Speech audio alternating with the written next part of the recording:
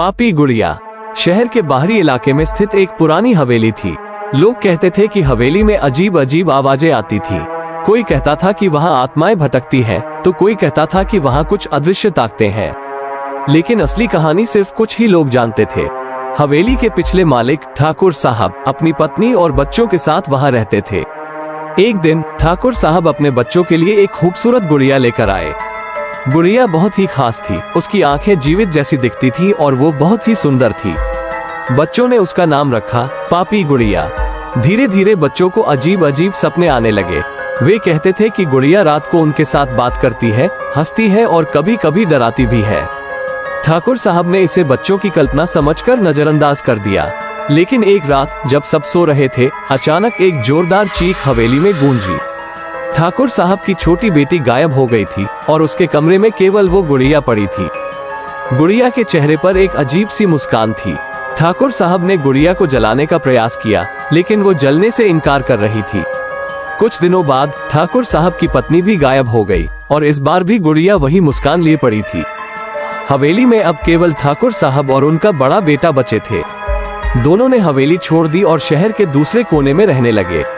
लेकिन गुड़िया ने उनका पीछा नहीं छोड़ा। हर रात गुड़िया उनके सपनों में आती और कहती, तुम मुझे नहीं छोड़ सकते।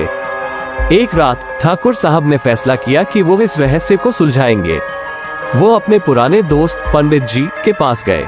पंडित जी ने हवेली में आकर कई मंत्र पढ़े और तपस्या की। तब उन्हें पता चला कि वो गुड़िया एक प्राचीन आत्मा का वास थी, जिसे सदियों पहले एक तांत्रिक ने कैद किया था। वो आत्मा केवल उसी परिवार के सदस्यों को अपना शिकार बनाती थी।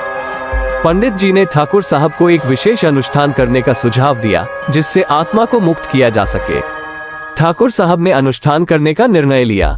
अनुष्ठान की रात हवेली में तूफान सा आ गया। हवेली हिलने लगी और अजीब अजीब आवाजें आने लगी।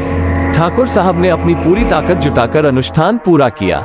अचानक गुड़िया से एक भयंकर चीख निकली और वो हवा में उड़ने लगी। कुछ ही पलों में गुड़िया टूटकर बिखर गई और हवेली में शांति छा गई। ठाकुर साहब ने राहत की सांस ली।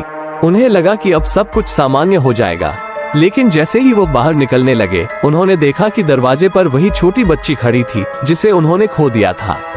वो मुस्कुरा रही थी और उसके हाथ में एक नई गुड़िया थी। पापा देखो, मुझे एक और गुड़िया मिल गई, उसने कहा। ठाकुर साहब के चेहरे पर डर और पसीने की बूंदें आ गईं। वो समझ गए थे कि कहानी अभी खत्म नहीं हुई है। पापी गुड़िया की कहानी हमें ये सिखाती है कि कुछ रहस्य हमेशा रहस्य ही बने रहते हैं। आपको ये कहानी कैसी लगी, हमें कमेंट करके बताइए। और अगर आपको ये कहानी अच्छी लगी है तो इसे लाइक कर दीजिए और ऐसी और अच्छी और रहस्यमयी कहानियों के लिए हमारे चैनल को सब्सक्राइब कर लीजिए। धन्यवाद।